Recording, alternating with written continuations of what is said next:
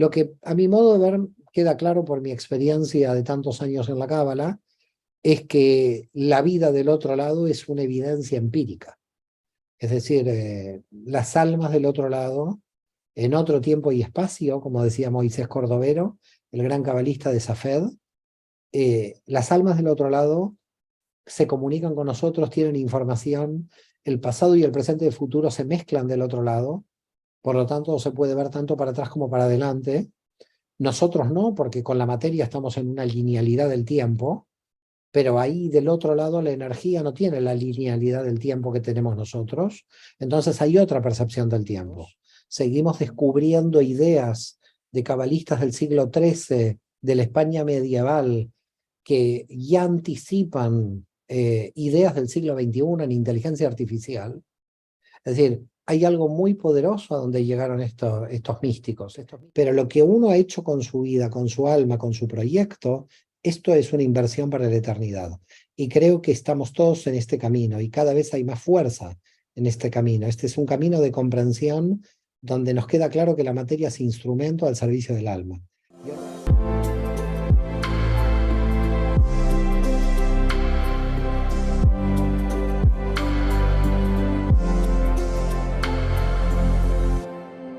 Dirige y presenta Luján Comas.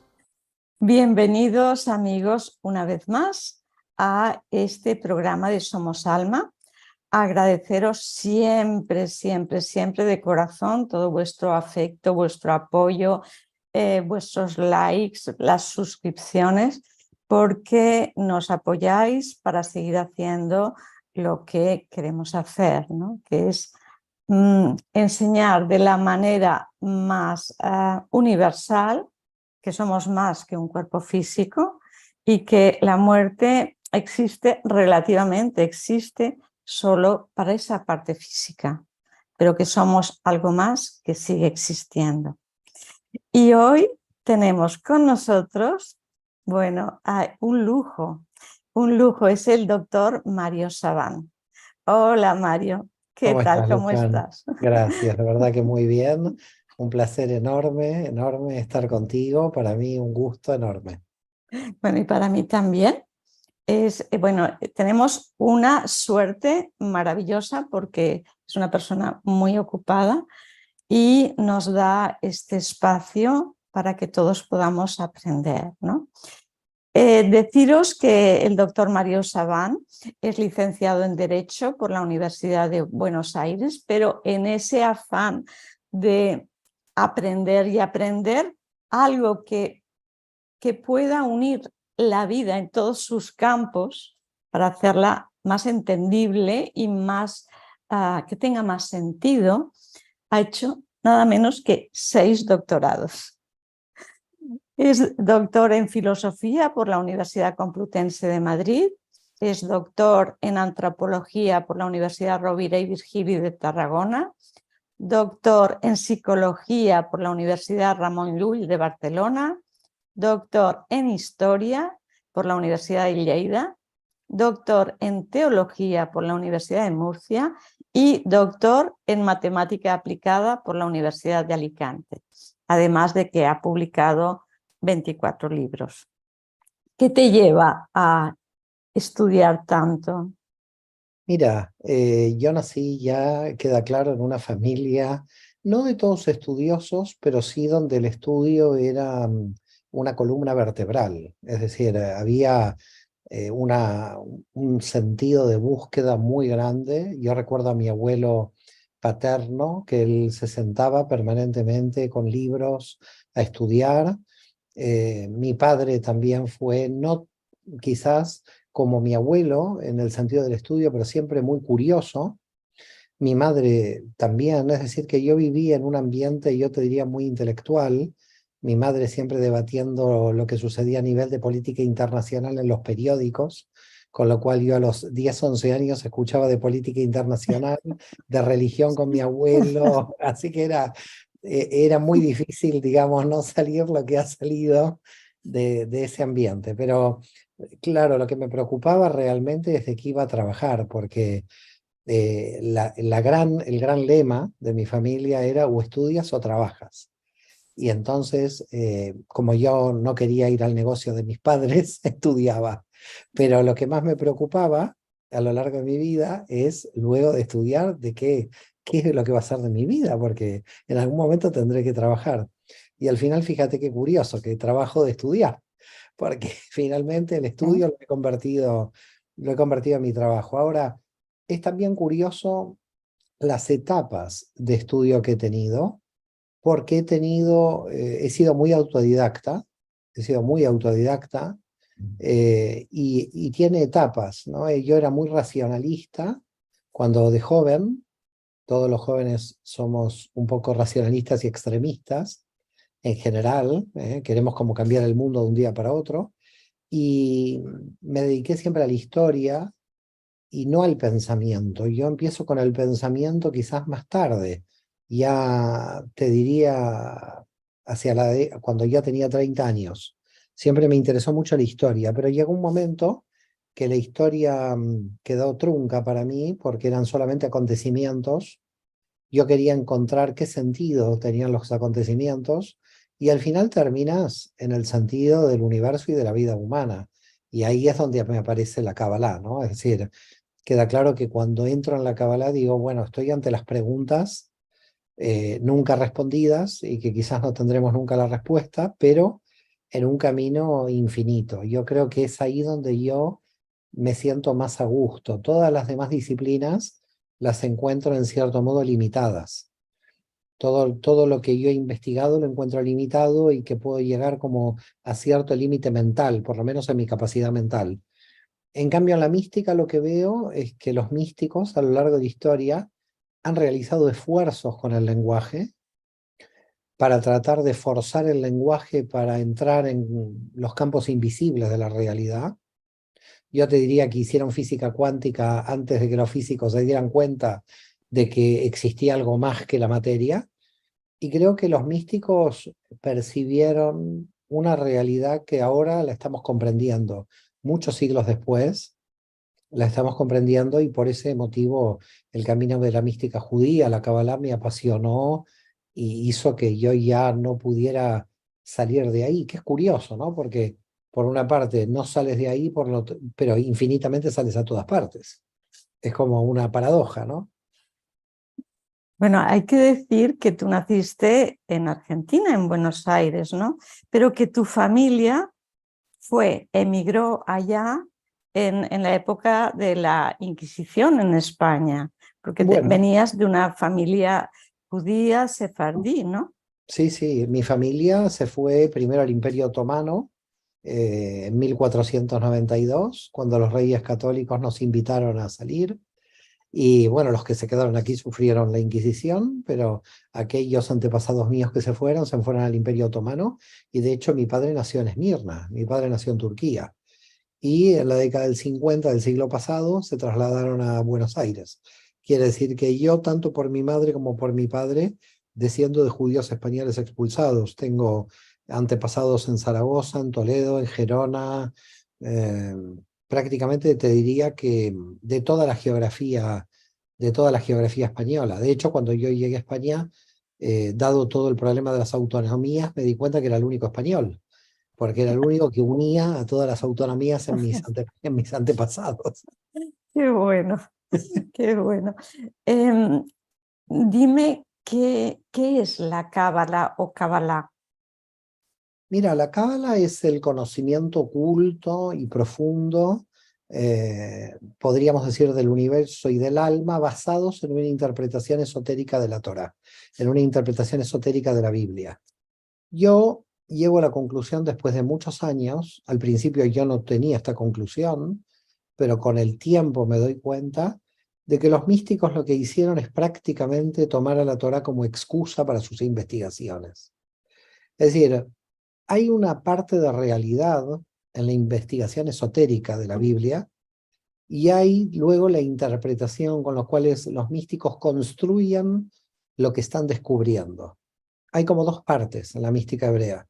Hay una parte donde sí hay una raigambre en el texto bíblico, pero no es una raigambre interpretativa inicial, sino que es una búsqueda en el texto bíblico de la estructura gramatical, porque tú sabes que el hebreo es un idioma donde hay un conjunto de sentidos, es decir, hay, por ejemplo, 15 palabras que provienen del mismo origen y tienen el mismo sentido. Sucede en todos los idiomas, pero en hebreo es como mucho más matemático, más aritmético esto.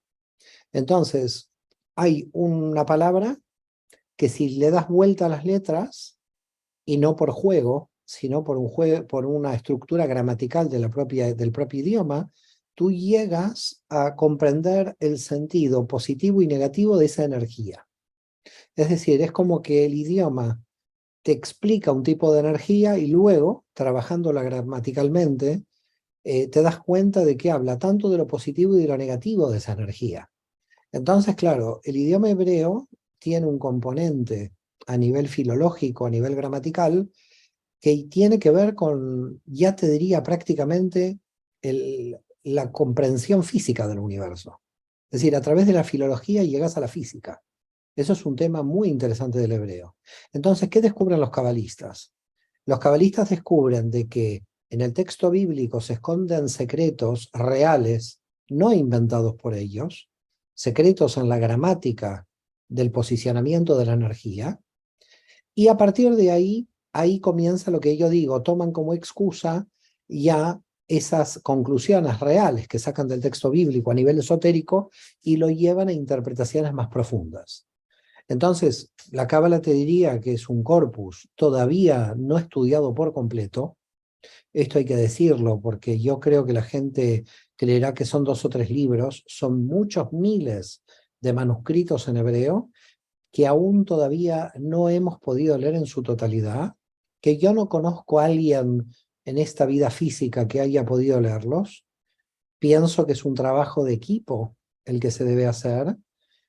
Creo que todavía falta hacer ese trabajo. Seguimos descubriendo secretos, seguimos descubriendo ideas de cabalistas del siglo XIII, de la España medieval, que ya anticipan ideas del siglo XXI en inteligencia artificial. Es decir, hay algo muy poderoso a donde llegaron estos místicos. Estos místicos fueron científicos con métodos propios, pero científicos a destiempo, donde todavía la ciencia metodológicamente no se había estructurado como en el siglo XVIII, pero científicos intuitivos de la realidad.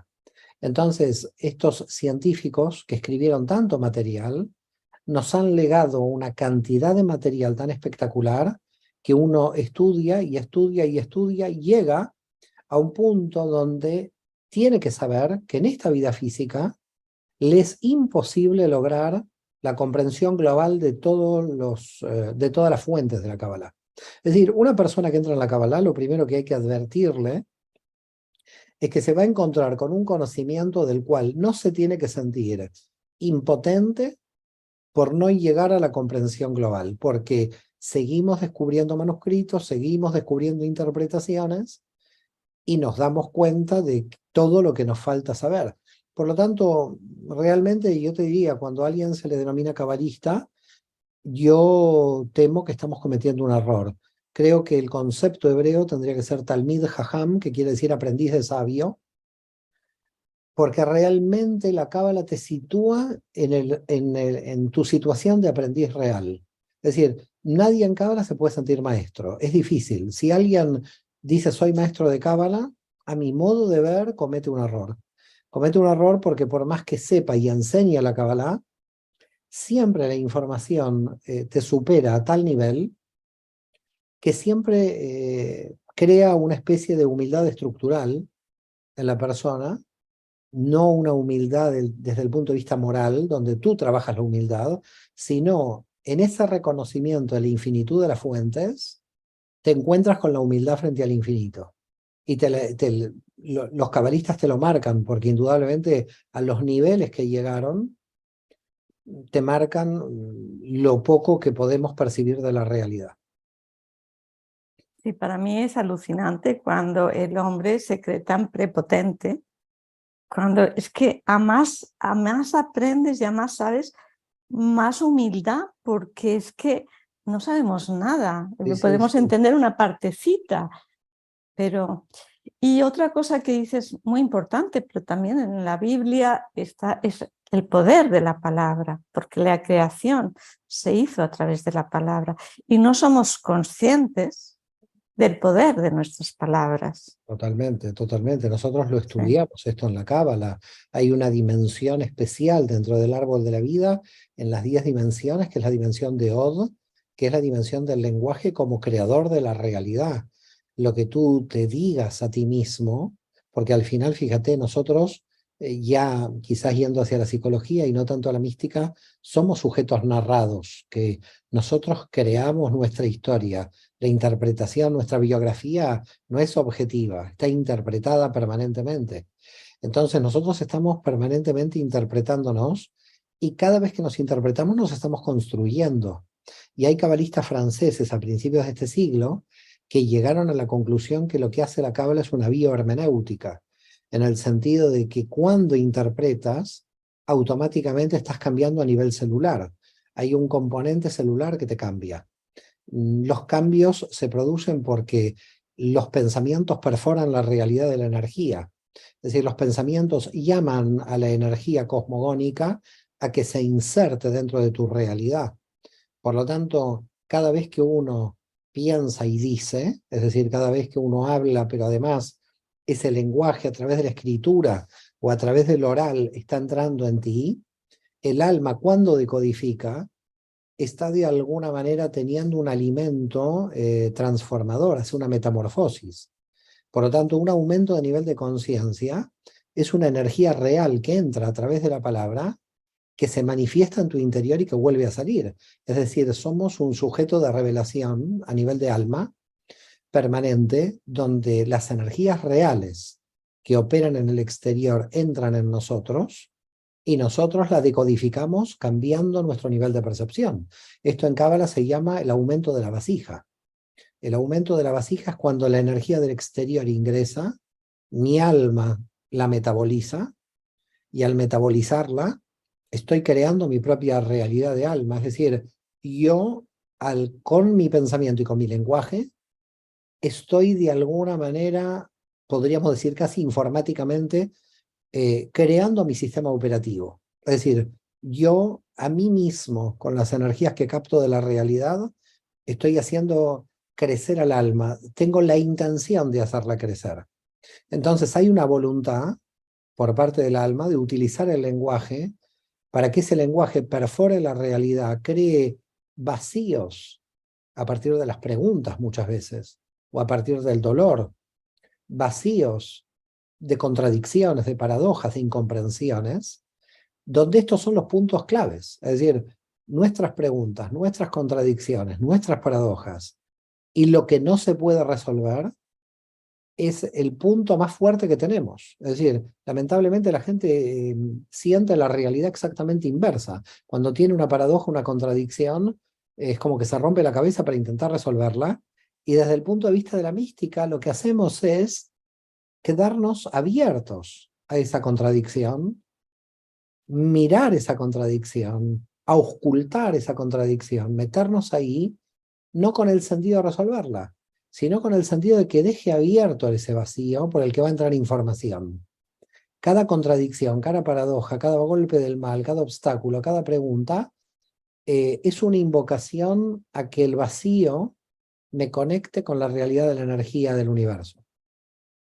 Pero es que todo esto que estás diciendo me trae muchas preguntas o muchos puntos a tratar. Una me venía todos los trabajos del profesor Garayev, ruso, que habla de la formación del ADN, cómo sigue las mismas leyes de la lingüista, de la semántica. Y entonces todo está unido. Y por otro lado también me viene lo de los vacíos. Es que nosotros, si no hubiese vacío en nuestra vida, no, por ejemplo, cuando estamos hablando, si no hiciésemos pausas, no nos entenderíamos. El vacío es necesario que esté en nuestra vida. Las pausas, o en una melodía, si tú estás tocando el piano y no haces ninguna pausa, la melodía es difícil de asimilar, de entender. La pausa, el vacío es necesario. Las reflexiones se hacen en el vacío, porque si tú estás siempre aportando y metiendo toda la información y no paras a procesarla, te intoxicas de información. Totalmente de acuerdo. Lo que pasa que fíjate, ¿no? Hemos pululado entre dos extremos. Hay dos extremos que para mí hay que tener cuidado con ambos. Por una parte, lo que ya en Grecia eran los sofistas, el lenguaje que llenaba el vacío, pero del propio lenguaje sin contenido. Ese era el problema de Sócrates con los sofistas, que Sócrates, como venía del sofismo, sabía muy bien cómo los sofistas operaban. Entonces puedes tener un lenguaje vacío que opere en toda la realidad, como el marketing que vivimos en nuestra sociedad actual, que todo lo tapa, es una hiperactividad muda, que hace ruido pero muda. Ese sería un extremo. Y por el otro lado, el ocioso, el perezoso, el que se rinde frente a la posibilidad del sonido trascendente y que entiende el vacío como un absurdo, ¿no? Como el pesimismo, el existencialismo, Cioran, por ejemplo, ¿no? Que llega al absurdo de la existencia. Entonces tienes, por un lado, ruido de la hiperactividad, que es un ruido hedonista, que no te lleva a ninguna parte, donde no hay trascendencia, y por el otro lado el vacío, donde no hay sonido, porque todo sonido es considerado ruido y te lleva al absurdo de la existencia. Y en la línea media se ubica la cábala, tratando de formar la melodía. Es decir, no hagamos ruido, pero entendamos que el vacío tiene sentido. Es decir, no que el vacío es un absurdo como Cioran, ni que el ruido nos tape a través de la hiperactividad. Entonces, el hiperactivo no consciente es un extremo del perezoso. Y puedes ver a los dos. Vas a la calle y ves al perezoso ahí que no sabe qué hacer con su vida, y también ves al hiperactivo que tampoco sabe qué hacer con su vida, pero le imprime hiperactividad para tapar el vacío. Por lo tanto, crear una melodía, ser un Bach, un Beethoven, es muy difícil. En general, o te vence la pereza o te vence la hiperactividad no trascendente. Entonces, bueno, por ahí vamos, por ahí va la cábala, tratando de mirar cómo opera la realidad, cómo las energías se van situando y tratar de hacer de la vida la mejor melodía posible. Al final, la vida de una persona es eso, ¿no? ¿Cuál es la partitura que tú vas a dejar? Yo muchas veces pienso en mi partitura y decir, bueno, yo quiero dejar esta partitura. Y cada uno dejó. A mí las partituras de Bach, yo no sé quién puede superar esto, ¿no? Es decir, para mí llega un momento que estoy en tal nivel, en un universo superior, que trato de buscar otros músicos que también son muy buenos, pero a veces tú dices, ese éxtasis que hace que yo pueda sentir la energía, porque fíjate, ¿no? Tomando el caso de Bach, a Bach se lo llama desde la Academia de Matemáticas, de Ciencias de Berlín, y se lo llama porque su música es una música matemática. Y fíjate, un tema muy, muy secreto, aquí creo que lo publicó el Acantilado, si no recuerdo mal, lo debo tener en mi biblioteca el libro, hace muchos años lo leí, que el grupo que inició la Academia de Matemáticas en Rusia fue el grupo que se llamaba Los Adoradores del Nombre de Dios, y era un grupo místico. Quiere decir, la Academia de Ciencias, la Academia de Matemáticas de San Petersburgo, comenzó con el grupo de los Adoradores del Nombre de Dios. Y tú dices, ¿pero qué está pasando aquí? Algo me pierdo. ¿Cómo puede ser que los místicos rusos ortodoxos llegaron a fundar los Adoradores del Nombre de Dios y a partir de ahí llegaron a la matemática? Y porque lo que el místico pudo prever siglos a nivel intuitivo es la interrelación completa de la realidad. Es decir, no las disciplinas divididas como nuestra sociedad occidental ha organizado, que las organizó bien, porque yo creo que la división de funciones del liberalismo económico no fue mal, pero digo que esa no es la realidad. Es decir, lo utilitario no puede vencer la realidad, que en su fundamento es una realidad totalmente unificada. Entonces, yo creo que en Europa en un momento hubo un hombre muy influenciado por la Kabbalah, pero muy influenciado por la Kabbalah, que fue Leibniz, que englobó a la sabiduría, para mí el último sabio que hemos tenido, y luego Descartes. Y quedó claro que Descartes fue el que ganó la batalla ideológica de Occidente en los últimos 3 siglos. Pero la ganó en el sentido utilitario, no en el sentido profundo. En el sentido de que el racionalismo era una herramienta que se necesitaba para combatir las supersticiones medievales. Pero luego de que el racionalismo barrió la superstición medieval, nos quedamos con la ciencia del medioevo. Porque el medioevo no solamente tuvo superstición. Es decir, después de la Revolución Francesa, el racionalismo clásico liquidó toda la Edad Media acusándola de supersticiosa por completo. Pero en la Edad Media se desarrolló una ciencia mística intuitiva. Entonces, hay que agradecerle al racionalismo que barrió la superstición al servicio de la espiritualidad. Barrió la religión como estructura de poder para probablemente llevarnos un poco a la nada, pero a partir de esa nada, de que el alma pueda revelarse sin componentes supersticiosos o sin componentes religiosos. Y creo que el siglo XXI estamos ante una espiritualidad muy interesante porque el contragolpe espiritual viene del mundo laico. Es decir, son los laicos los que dicen somos seres espirituales y nos oponemos a lo religioso, que de alguna manera lo religioso nos tapa, y volvemos, fíjate, 20 siglos después, a la famosa parábola de Jesús del fariseo y el publicano. Porque al final el fariseo, que era el religioso, es el que demuestra que cumple con el ceremonial, y el publicano es el que demuestra que en su autoconocimiento personal cuán imperfecto es y cuánto puede crecer. Y por lo tanto es el que más se acerca a la realidad del alma, porque sabe todo lo que puede crecer, no tiene la soberbia del que ya creció. Y el siglo XXI se plantea como un siglo místico, en el sentido de que hay un despertar a nivel de conciencia global de todos los países y de todos los pueblos, agotados de la deshonestidad política y religiosa. Hay un agotamiento de las almas, hay un agotamiento de la gente a la mentira. Y ese agotamiento no es ideológico, por suerte. Ninguna ideología, al contrario, las ideologías nos han mentido a todos. Con lo cual, las ideologías han sido los reemplazos modernos de las antiguas teologías.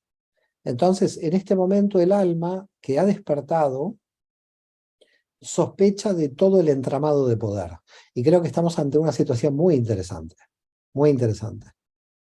Pero fíjate, con esto que estás diciendo, yo lo veo con las experiencias cercanas a la muerte, ¿no? Cómo después de haber tenido esa experiencia, uno vuelve y vuelve espiritual, que no es religioso, y lo ves en las distintas religiones, en las distintas razas, en las distintas culturas. Hay una amplitud de esa espiritual, entendiéndonos que tenemos una parte nuestra innegable que es espiritual. Y bueno, yo no sé si tú has vivido experiencias cercanas a la muerte en gente que tú conozcas o que hayas estudiado que están dentro de la religión judía o dentro de la cultura judía, si hay alguna diferencia entre esas vivencias cuando vuelven a las vivencias de otra religión. Para nada, las vivencias, como tú dices, son exactamente muy parecidas en todas las culturas, no hay ninguna diferencia. Yo te puedo dar 2 ejemplos. El primer ejemplo es mi padre, que durante años mantuvo, digamos, no en secreto, pero mantuvo como en silencio una experiencia y que resultó ser una experiencia cercana, digamos, bueno, una experiencia de muerte. Él era joven, él pensó que lo había soñado, pero siempre quedó convencido de que él nunca lo soñó, sino que realmente lo vivió, a esta experiencia. Y sucedió que tenía 25, 26 años, yo ya tenía 1 o 2 años, había sido operado de apendicitis y en un momento él ve que está flotando, él sale como del cuerpo y se ve flotando arriba de la cama de operaciones. Y ven cuando lo están operando, y hay momentos donde él siente que su alma que está flotando arriba de la habitación entra al cuerpo y siente que se aprisiona en el cuerpo y su deseo es salir del cuerpo. Entonces siempre me dijo que si eso es la muerte, la gente no quiere volver al cuerpo, porque él sintió que lo metían otra vez como en un envase, digamos, a presión. Cada vez esta era la sensación que él manifestaba. Mi padre lo mantuvo esto durante años en secreto, hasta que un día, hablando con mi tío, estamos hablando casi 20 años después de este suceso, en esta operación, mi tío le dice, ¿sabes que cuando salió el médico dijo, casi su hermano se nos va? En un momento tuvo un paro cardíaco. Y él, a mi padre no le dijo nada a mi tío, como para no asustarlo, y mi padre cargó, entonces ahí sí fue cuando pudo unir esta experiencia de lo que le había sucedido con ese paro cardíaco. Y siempre mi padre me dice, si eso es la muerte, hay que tener mucha tranquilidad porque es muy bonita. No hay que tenerle miedo. Y luego la segunda, que es una experiencia también increíble, fue hace muchos años, una mujer, fue un caso sonado en Argentina, de la hija de un banquero, donde había estado en coma. Esta mujer entró en coma por un accidente de tránsito, y ya desde el punto de vista médico, los médicos dijeron que no podían hacer nada, que si la desenchufaban ya moría. Y claro, nadie sabía porque se iba a mantener en una especie de estado vegetal, ¿no? Y a este banquero le dijeron, mire, la única forma que tenemos es llamar a uno de los grandes cabalistas de Israel que vive en Jerusalén, que se llama Isaac Kaduri. Y este banquero dijo, yo, a ver, lo que me pida este hombre, yo voy a pagar porque es mi hija, a mí no me interesa. Y entonces habló o con él o con el secretario, él ya casi no hablaba porque a los 90 y pico de años entró en un silencio prácticamente total. Y entonces Kaduri le dijo que él piense una cifra de alguna manera que estaría dispuesto, digamos, a pagar por la hija, pero que no se la dijera, que solamente pensara una cifra. Y entonces él la pensó, y entonces ahí Kaduri le dijo, bueno, lo que usted pensó se lo tiene que donar a los pobres. Yo no quiero cobrar nada, porque si cobro algo, esto que voy a hacer no va a salir, porque esto tiene que ser totalmente limpio del tema material. Solo lo que usted pensó tiene que tener el compromiso de dárselo a los pobres. Y ahí Kaduri viajó en la década del 90, yo no me acuerdo cuándo fue exactamente esto, 90, 91. Kaduri murió con 104 años en el 2006. Quiere decir que él tuvo que haber viajado con casi 90 y pico de años, en un vuelo de 13 horas. Yo no sé cómo trajeron a este hombre a Buenos Aires. Me acuerdo que la coincidencia fue que a la sinagoga donde le invitaron, y yo participé del evento, era yo muy joven en ese momento, y lo que sí recuerdo que me impactó, el primer impacto que tuve de Isaac Kaduri, fue que cuando entró a la sinagoga había clérigos, popes ortodoxos, católicos, ortodoxos griegos, gente del mundo islámico. Es decir, en el nivel espiritual que tenía Kaduri ya no era estrictamente dentro del judaísmo, sino que era una persona que estaba venerada por todos los sabios de todas las religiones, y todos le vinieron a dar su... Y realmente me llamó la atención porque mientras caminaba Kaduri con pasos muy pequeños, tardó mucho en llegar al atrio, la gente se iba como arrodillando, digamos, ante Kaduri. Eso a mí siempre me llamó la atención. Cuando llegó al atrio no habló, hizo una bendición así muy pequeña y después volvió a salir. Lo que cuentan, porque fíjate lo que pasó, yo después de esto no supe nada durante mucho tiempo, y al año o a los pocos meses estaba en un cumpleaños y me encuentro con una mujer que estamos hablando ahí, la gente estaba hablando, y esta mujer dijo, yo soy la hija del banquero, y estaba ahí viva al lado mío. Entonces le pregunté, pero ¿qué pasó aquí? Le digo, perdón, ¿no? Porque claro, todo el mundo la considerábamos, nadie Y bueno, ¿qué pasó? Kaduri entró en silencio, él pidió entrar durante unas horas, pidió que se apagaran las luces de la habitación, entró con unos libros de un cabalista del Yemen, Shalom Sharabi, que son meditaciones de los nombres de Dios, que son meditaciones muy complejas de los nombres de Dios, y que después, si quieres, te puedo contar una experiencia que tuve con uno de los libros de Sharabi, además, con ese tipo de meditaciones. Y la cuestión es que cuando salió Kaduri, dijo que la desconecten a los 3 días, porque a los 3 días se levantará. Perdona, una vez acabadas las oraciones, él Por estuvo X supuesto, horas. él entró, estuvo varias horas Ujú, con la luz apagada, haciendo meditaciones con los mantras meditativos de sí. Shalom Sharabi. Él salió de ahí y cuando salió informó a la familia que a los 3 días la podían desconectar. Imagínate la responsabilidad de esto, porque desconectarla médicamente era que muriera. Bueno, la desconectaron y siguió viva y luego se recuperó. A los 3 días. A los 3 días pidió que la desconectaran. A los 3 días pidió que la desconectaran y bueno, la desconectaron, sobrevivió, la tenía al lado mío en ese cumpleaños, así que soy consciente de que sobrevivió, pero lo que me impresiona, más allá de Kaduri, son los mantras meditativos de Sharabi, porque luego me di cuenta que en esos mantras está la cábala más alta, digamos.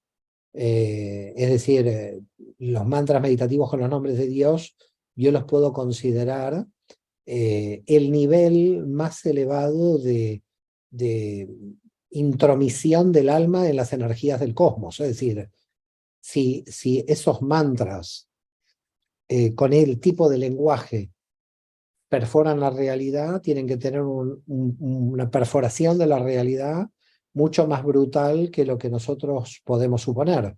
Porque a mí me ha sucedido, y te digo algo, no son libros que yo prácticamente los abra sino cada 3 o 4 meses, porque me dan mucho respeto.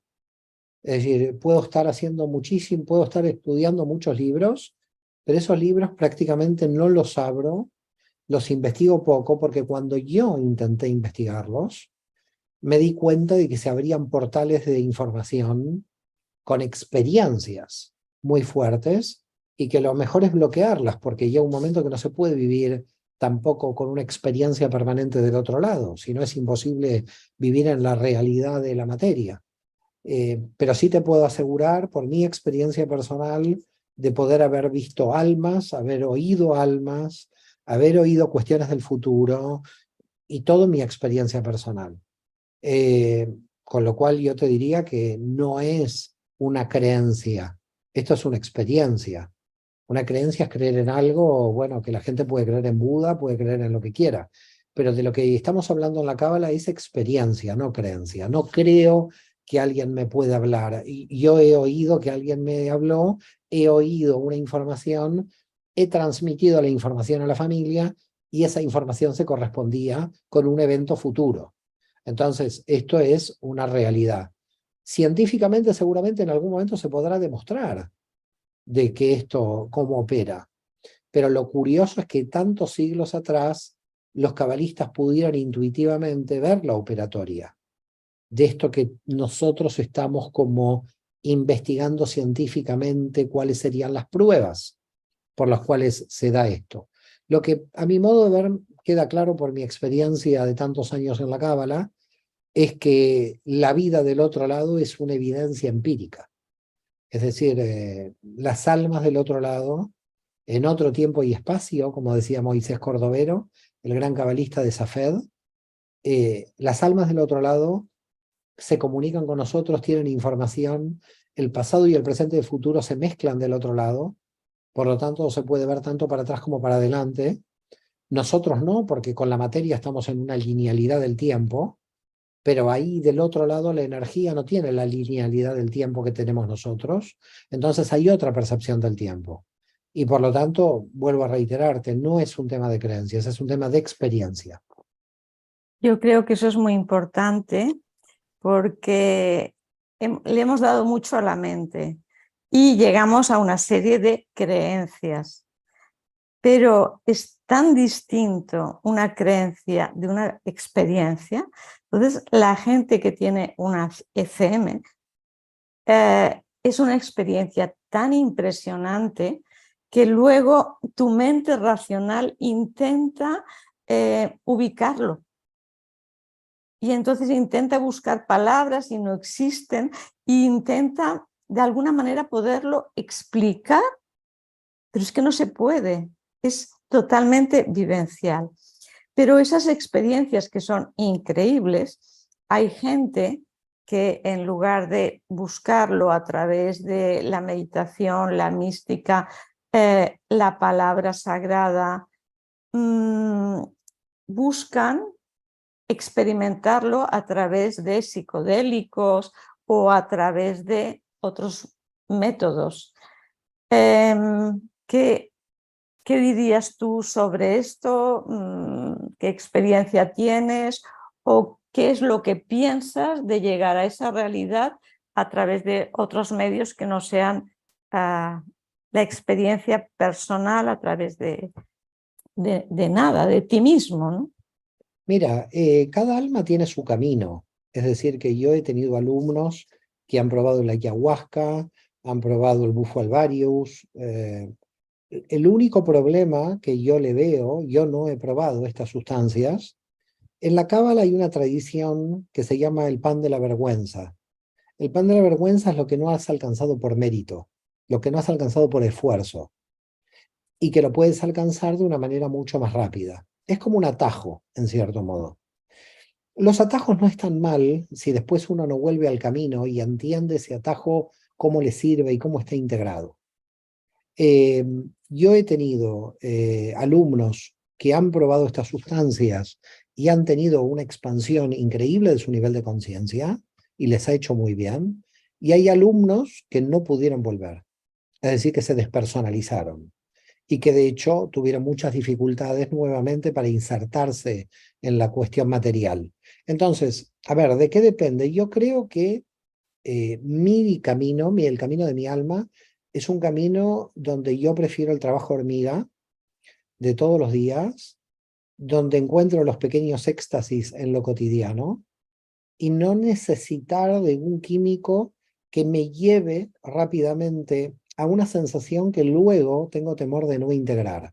Que puede ser que la integre, yo no digo que no, pero ¿para qué necesito tener con 5 o 6 años entrar en la universidad? Es decir, si tú me dices, mira, con 5 o 6 años puedes entrar en la universidad, entrar sí, pero no sé si te van a admitir porque tu nivel de conciencia no es el adecuado. Yo creo que el que toma estos psicodélicos y estas sustancias, a veces puede dar un salto que no es un salto demasiado adecuado a los fines de la integración. Yo no critico la sensación y la experiencia, que puede ser una experiencia buena en términos de experiencia de momento, pero una cosa es la experiencia y otra es la integración. El problema no es la iluminación, el problema es bajar la luz, porque luz, dicen los cabalistas, sobra. El problema es cómo tener las gafas suficientes para verla. Entonces, las experiencias son luminosas, totalmente de acuerdo. Casi todas las experiencias son luminosas. El problema es si tú tienes las gafas adecuadas. Y la cábala no es una espiritualidad que busca la luz. La cábala es una espiritualidad que te protege de la luz. La cábala te da gafas y te entrena para ver si la graduación de gafas que vas teniendo hace que tú llegues a ver la luz por completo. Ver la luz por completo sin gafas implica quedar totalmente ciego, y entonces estos saltos que se dan con las sustancias hacen que las personas indudablemente perciban la luz, pero no en todos los casos esta luz puede ser una luz ventajosa si no se integra. No en todos los casos niños de 5 años que entran a la universidad pueden comprenderlo, pero los de 17, 18 ya tienen una comprensión suficiente. Entonces yo en esto soy muy cauto, por lo menos con mi alma. Por supuesto no digo lo que tiene que hacer nadie, porque la cábala no es evangelizadora en el sentido de que yo digo cuál es el camino de ningún modo. Vuelvo a reiterar, cada alma tiene su camino, pero soy muy cauto a que cuando yo subo a un avión quiero tener el paracaídas. Es decir, la cábala no te hace subir al avión. La cábala lo que hace es que comprendas el mecanismo del paracaídas. Entonces, si no hay paracaídas, mi consejo es no subirse al avión. Ahora, hay gente que se sube al avión y puede disfrutar igual el vuelo, pero el día que falle el avión y no tiene paracaídas, la cosa irá mal. Entonces, la mística, yo creo, la cábala es un poco conservadora en este sentido, porque es muy innovadora, muy evolutiva, pero cree mucho en el trabajo diario, en el trabajo personal, en el cambio día a día. De repente tú encuentras personas con experiencias muy luminosas que se desligan de lo ético.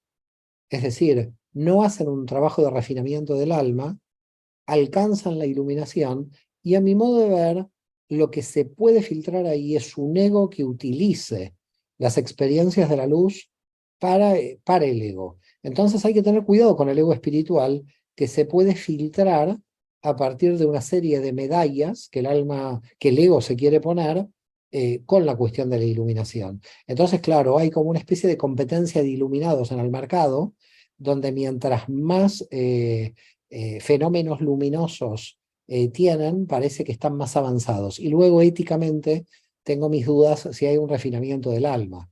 Yo creo que la luz, cuando se integra, logra un refinamiento ético. Si no hay ese refinamiento ético, puede haber muchas iluminaciones al servicio del ego, que son peligrosas porque es un ego muy disfrazado en este nivel. Uf, yo también comulgo totalmente en lo que estás diciendo, ¿no? Y además yo creo que venimos a hacer un trabajo, y ese trabajo, como has dicho tú, es el trabajo del cada día, porque es la manera que tenemos de integrar esa experiencia. Y no es con cosas aprendidas o con cosas que hayas leído, sino venimos a practicar aquello que hemos estudiado, porque si no, no tiene sentido. Yo siempre digo que cuando nosotros hacemos muchos cursos, leemos mucho, y no se ve eso en tu vida diaria, no sale de alguna manera, te estás intoxicando exactamente igual que si comes y no eliminas. Así es, así es. Están los cursólogos, es decir, Sí, aquellos que permanentemente están haciendo cursos, pero van a tal velocidad que no sí, integran. Yo muchas veces a mis alumnos les digo, no haga tantos cursos, porque haga uno y profundice, o no lea claro. tantos libros, lea uno y profundice, ¿no? Había un maestro de cábala en Uruguay hace muchos años, eh, que estaban con una página del Zohar, uno de los grandes libros de la cábala, el Zohar, y durante semanas y semanas estaban en esta página, hasta que los alumnos, y ansiosos, le dicen, no podemos avanzar una página más, y el maestro dice, ¿para qué si está todo en esta página? Es decir, ¿qué es avanzar? ¿Avanzar es dar vuelta a la página? ¿O avanzar es profundizar en esta página que lo tiene todo? ¿Cuál es el sentido? Entonces yo creo que en la vida sucede esto, ¿no? Hay una especie de idea de avance muy extraña a veces, donde nosotros creemos que por cambiar la página o por tener una experiencia lumínica, estamos realmente creciendo. Y a veces el ego te pone en una situación extraña, porque cuando te das cuenta en lo personal que el alma no se te ha refinado, dices, bueno, he leído mucho, mucho libro, mucha lectura, pero de repente esa situación no la puedo sostener. ¿Cómo puede ser? Es decir, el trabajo sigue faltando.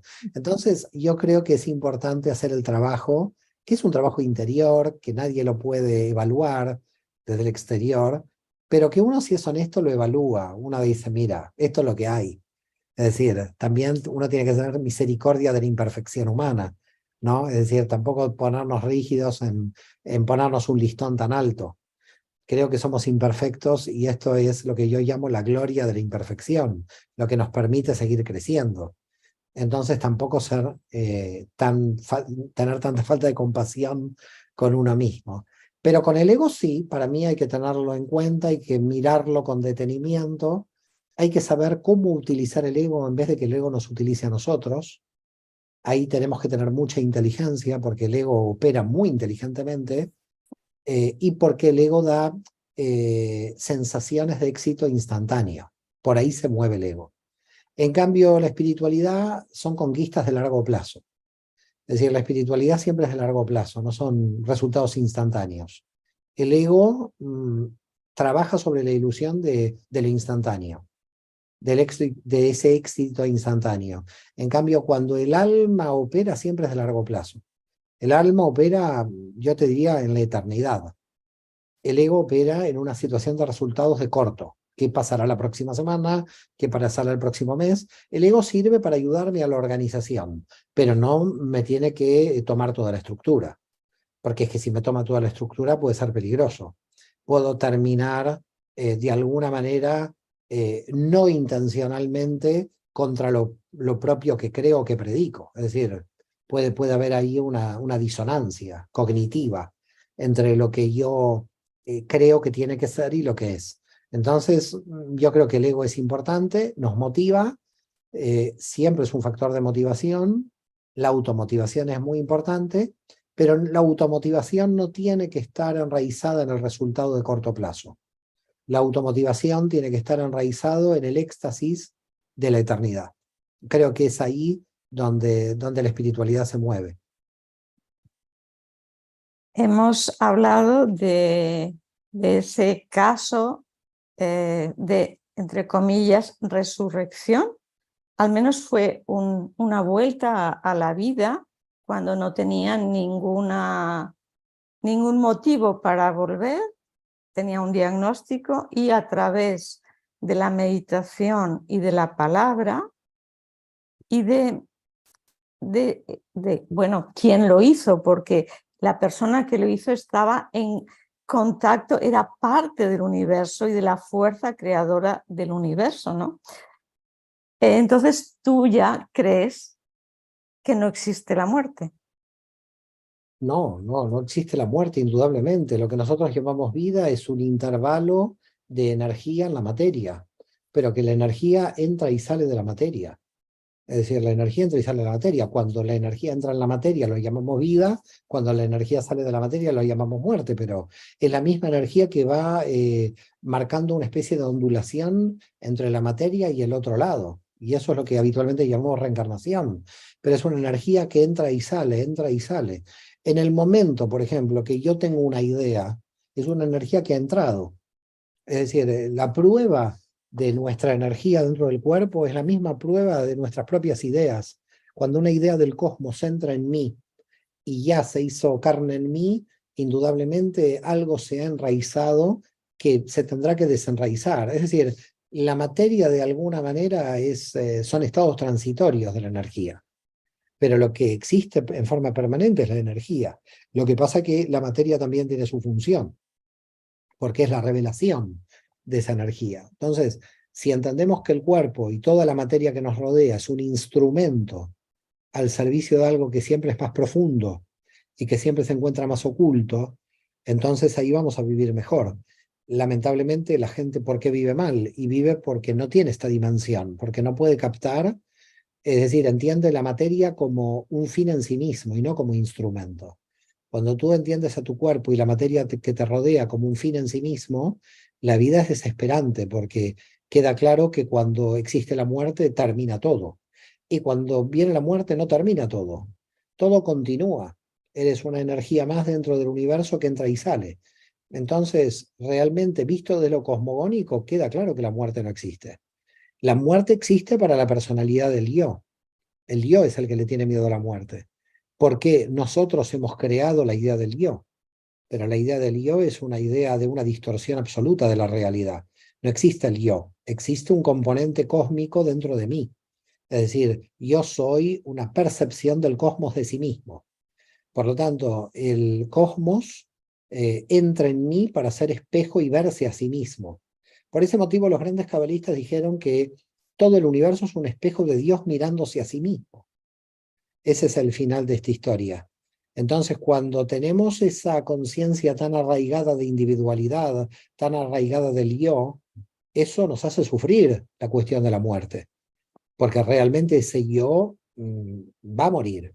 Ahora, cuando en la mística tú matas al yo antes de que te muera físicamente, haces un trabajo muy bonito de muerte anticipada. Y creo que es lo que hay que hacer. Que yo no lo llamaría muerte anticipada, quizás lo llamaría una correcta percepción del yo. Es decir, lo que el universo me ha dado es una energía universal.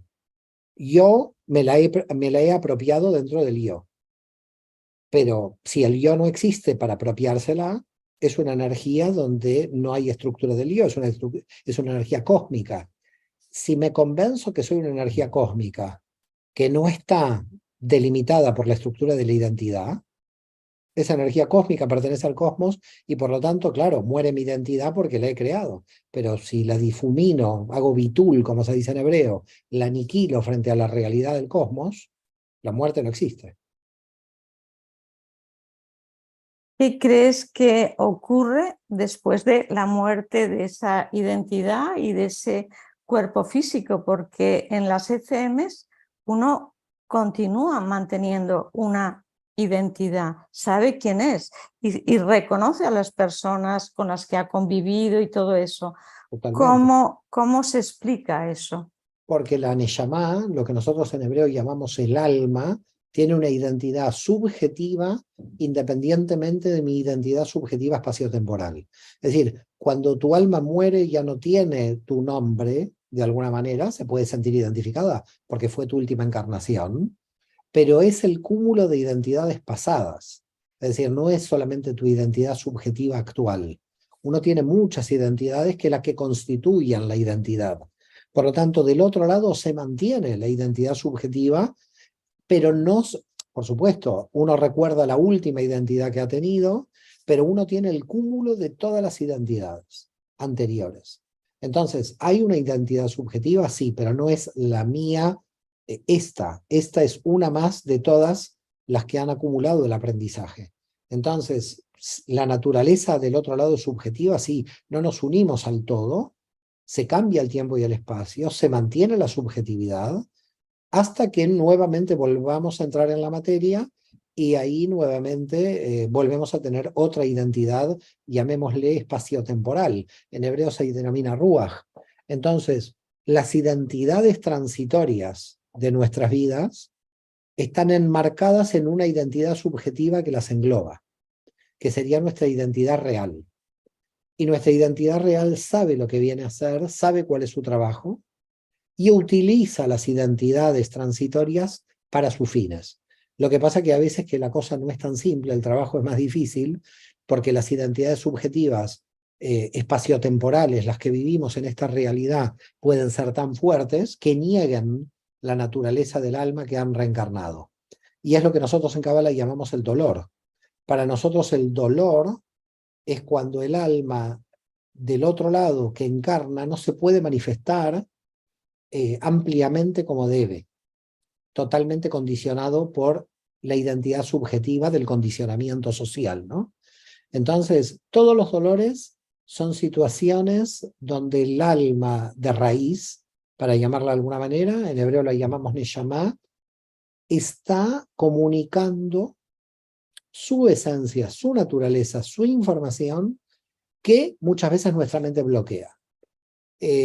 No tenemos muchas ganas de escuchar el alma, porque nuestra mente opera en lo utilitario.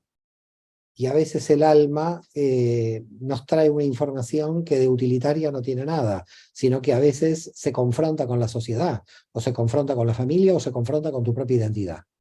Por lo tanto, el descubrimiento del alma de raíz no es siempre un proceso, yo te diría que casi siempre es un proceso doloroso para la estabilidad mental, porque la mente siempre está tomando una zona de seguridad y la mente ha diseñado nuestra identidad con la que operamos aquí. Pero el alma de raíz se enfrenta y si no puede, entonces se va, se enferma. Las enfermedades son planteos del alma de raíz, de la Neshama, a no poder cambiar la mente de una persona. Se rinde. A veces el alma dice, yo me enfermo el cuerpo, me voy de aquí, porque esta persona no entiende cuál es el mensaje. Y si no entiende cuál es el mensaje, que soy yo, dice el alma, y yo de aquí me retiro. Entonces la persona se enferma por no entender el mensaje del alma. Por ese motivo es tan importante los niveles más profundos de autoconocimiento personal, no los resortes mentales de la psicología, sino lo que el alma está hablando en el interior, que pone en jaque los niveles utilitarios de la mente. Ahí hay grandes confrontaciones interiores, hay guerras interiores muy, muy despiadadas, porque el alma no se rinde tan fácilmente y se enferma el cuerpo. El alma da su batalla, quiere ser, vino a, de alguna manera, revelar su naturaleza, pero la mente en general lo bloquea, siempre por una cuestión de seguridad. Hay mentes que no, que son flexibles, y que en vez de bloquear le dicen al alma, bueno, ¿sabes qué? Me convierto en tu instrumento. Acepto que no soy tu identidad. Pero bueno, para llegar a esto se necesitan muchos años. Bueno, y a veces pasar por muchas dificultades, ¿no? Claro. Hasta que un día te paras a pensar, bueno, a ver, ¿qué me están diciendo estas dificultades, ¿no? Y empiezas a ir más profundamente y a encontrar que es una llamada del alma, ¿no? Perdón. Totalmente. Pero es muy difícil llegar a ver que ese tropiezo que has tenido en la vida es una llamada del alma. Claro, lo que pasa me imagino es que se tapa rápidamente con tu mente, ¿no? Claro, es que ahí está el punto, ¿no? El punto está en con qué lenguaje utilizamos, ¿no? Cuando llamamos obstáculo, obstrucción, mira, la propia palabra tropiezo, ¿no? Es decir, el tropiezo tiene que dejar de ser tropiezo. Tenemos que desconceptualizar, tenemos que hacer un cambio en nuestro lenguaje. Nuestro lenguaje está al servicio de no rectificar. Entonces, lo primero que tenemos que advertir es qué tipo de lenguaje estamos utilizando. Cuando alguien viene, bueno, porque tengo este obstáculo. No, usted no tiene este obstáculo, usted tiene una oportunidad. No hay un obstáculo ahí. No, me voy a tropezar, ¿no? Tropezar es antes de caerse, entonces ahí no hay un tropiezo. Usted se va a elevar, entonces eso no puede ser tropiezo. Es muy difícil porque caemos en un lenguaje en el que nuestra mente nos habitúa al fracaso o al pesimismo. Es decir, el propio lenguaje ya, entonces claro, hay que trabajar mucho el tema del lenguaje. En la Cábala se trabaja mucho porque el lenguaje marca qué percepción voy a tener. Entonces, encuentro un obstáculo, no hay obstáculo, hay oportunidad. Me encuentro en crisis, no, un cambio de conciencia. Me encuentro, es como que le tienes que ir modificando, te tienes que ir modificando tu lenguaje al servicio, porque ese lenguaje te va a inducir tu estado de percepción. Entonces, lo primero que hay que modificar es el lenguaje para que la conclusión no siga sobre el estado de percepción negativo que el lenguaje te está creando. Pero bueno, esto es súper interesante, y ahí está la clave, y la clave también es la observación de nosotros mismos, ¿no? Ver qué lenguaje utilizamos y ver la trascendencia que no vemos habitualmente, que lo haces de manera rutinaria, no, la trascendencia que nos estamos diciendo a nosotros mismos con ese lenguaje, ¿no? Así es. Cómo estamos determinando. Me parece maravilloso, y son muchas cosas las que hemos hablado como para reflexionar. Y quisieras, para acabar, decir algo a las personas que nos están viendo. Bueno, en principio agradecer a todos los que nos vean, desearles el máximo equilibrio en sus vidas, algo que es imposible, pero a mí me gusta desear imposibles. Y que creo que todo es aprendizaje y uno se va con ese aprendizaje. Hay un relato, y me gustaría quizás terminar con este relato, y es que hay 3 momentos, dice la tradición judía, cuando uno llega al cementerio. Cuando tu cuerpo llega al cementerio hay 3 momentos. Hay un momento que es el espacio donde te acompañan tus amigos, que es hasta la puerta del cementerio. Por supuesto hay amigos que te acompañan hasta la tumba, pero lo que dice este relato es, los amigos te acompañan hasta la puerta del cementerio, los familiares te acompañan hasta la tumba, y tus buenas acciones y lo que has hecho con tu alma para la eternidad. Entonces yo creo que el punto está en el final, ¿no? Porque al final sabemos que tanto con amigos como familiares van a quedar aquí, pero lo que uno ha hecho con su vida, con su alma, con su proyecto, esto es una inversión para la eternidad. Y creo que estamos todos en este camino y cada vez hay más fuerza en este camino. Este es un camino de comprensión donde nos queda claro que la materia es instrumento al servicio del alma. Yo, Luján, te agradezco esto, me he sentido muy a gusto contigo, la verdad que una entrevista, pero hermosa, sublime para mi alma. Gracias. Gracias a ti, que sabemos que estás súper ocupado y que nos has concedido este tiempo. Gracias, Mario, y qué mejores palabras con esta historia que has acabado, porque realmente es eso lo que nos llevamos. Muchas gracias. Un placer muy grande, Luján.